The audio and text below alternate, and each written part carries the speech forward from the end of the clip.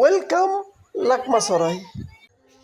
বাংলাদেশের এই অপরূপ প্রকৃতির সৌন্দর্যে সাজানো পাহাড় আর ঝর্ণধারা দিয়ে। দূরের হিমালয় পাহাড় থেকে ভারতের ভেতর দিয়ে নেমে আসা ছোট্ট নদীর মতো একটি স্রোতধারা। তবে এই স্রোতধারা মিশে গেছে লাকমাছড়ার বুকে। এখানে ছড়িয়ে আছে অসংখ্য ছোট ছোট পাথর।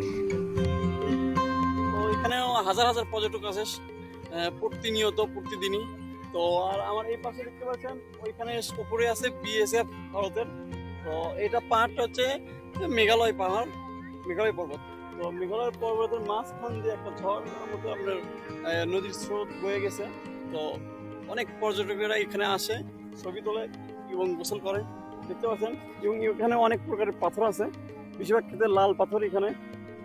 আর পাহাড়ে দেখতে পাচ্ছেন ছোট ছোট কালো বড় বড় পাথর আছে। সকাল থেকে দুপুর পর্যন্ত এখানে হাজারো পর্যটক ভিড় জমায় এই প্রকৃতির সৌন্দর্য উপভোগ করতে। কেউ পানিতে নেমে গোসল করে, আবার কেউ ছবি তুলতে ব্যস্ত থাকে স্মৃতি হিসেবে রাখতে। আসলে এখানে পর্যটকরা আসে শুধুমাত্র এই নদীটাকে দেখতে, এবং এই নদীটা সোজা ভারত থেকে সোজা এসেছে। তো এটা একদম টাঙ্গুয়ার হাওরের সাথে মিলিত হয়েছে। তো আসলে এখানে পাথর আছে অনেক, তো পাথর এবং নদীর স্রোত এটা দেখতেই মানুষ এখানে ভিড় জমায়। তবে এই পাহাড় আজকে আরো সৌন্দর্য বাড়িয়ে দেয়।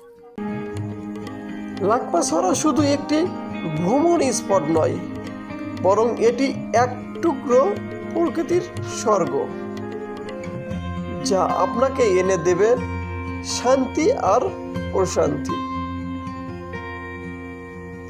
পাহাড়টা দেখলেন এবং তার নিচে যে নদীটা, তো এটা দেখতেই মূলত পর্যটকেরা এখানে ভিড় করে। তো এতটুকুই, সবাই ভালো থাকবেন, দেখা হচ্ছে নেক্সট কোনো ভিডিওতে। আল্লাহ হাফিজ।